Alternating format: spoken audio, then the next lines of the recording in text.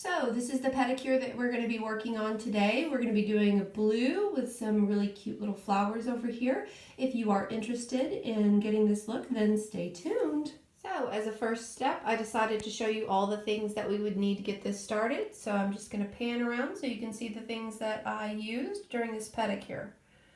Want to make sure that we have all of our materials before we do this. All right, my lovelies, here we go. So just so you know, I did speed up a lot of this video in the interest of time. And yeah, I work quickly, but not that quickly. So here you can see that I'm applying a base coat. This is my Maniology Gel Polish base coat. Definitely one of my favorites. I love this thing. I will then cure for about a minute and a half. I noticed after I cured that I got a little bit right there on my cuticle, and that means that this guy's probably not going to last as much as the other ones. He could probably lift and pop off. So now you're going to notice that I start working on the 4 darker blue toes, and I'm just using my gel polish here, so I am going to have to cure when I get finished. I'm working very carefully, but at the same time, if I make any mistakes, I'll go back and kind of clean those up a touch so that I don't have any big drama later. I also know that I'm working on a gel polish base coat, which means if I'm using gel polish, then I'm allowed to just kind of take a cotton swab with alcohol and just wipe it off and begin again. In this case, I had to do this with these 2 particular toes that didn't love me. Here you can see me cleaning up a bit too. And it's another bake session for a minute and a half. On to the second coat. So now I am putting on a second coat of this lovely blue polish, and I prefer 2 coats just so that my polish is nice and opaque. Sometimes I even need a 3rd coat. It just really depends on the polish and your preference how many coats you decide to put on any given manicure. And we're baking again for a minute and a half. It's time to top coat. So I have decided I don't really want to mess with these guys anymore, so I'm going to throw a top coat on them. I use my Maniology top coat, and I call it a day. They are now finished, and I don't have to worry about them anymore. Yet another session in the curing lamp. Now I get to focus on the big toe. So you can see here I'm applying a nice thin layer of the Corselia gel polish. It is a nice thin layer, and it wouldn't be me if I didn't screw it up just a little bit. So you can see that I'm going to grab my detail brush and I'm just going to clean up a little bit. And then on the end of the toe, I actually clean up a little too much and I have to go back in with a little bit more polish. Because it's gel polish, no problem. Again, 1.5 minutes in the curing lamp. As I said before, I like 2 coats at least of my polish. So here you can see that I'm adding my second coat before I move on and do anything else. So I'm just making sure to cap the edge and making sure that that polish is going to stay on. And it's back to the lamp.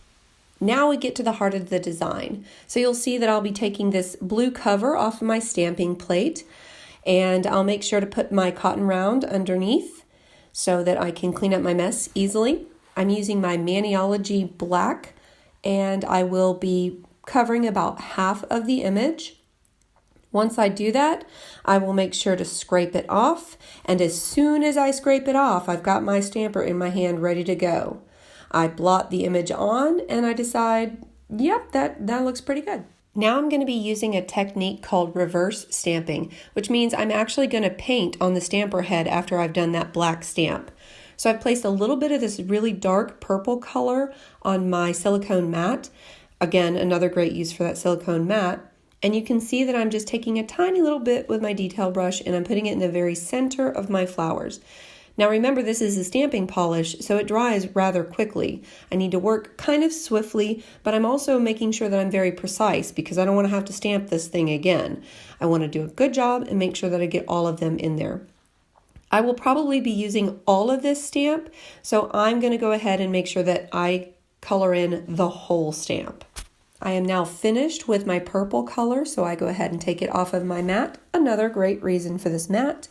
I'm moving on to my yellow flowers, and this color is the Maniology LOL yellow color.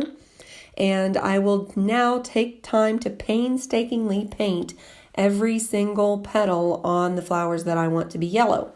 I've decided that I want the outside edges to be the yellow flowers, and then I'm going to put some white flowers in the middle.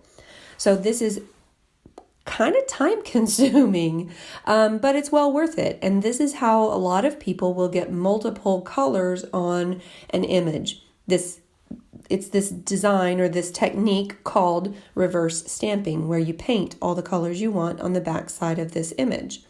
Now, when I flip it over in a minute, you'll be able to see that this is a nice, cute little yellow flower that's outlined in black right there.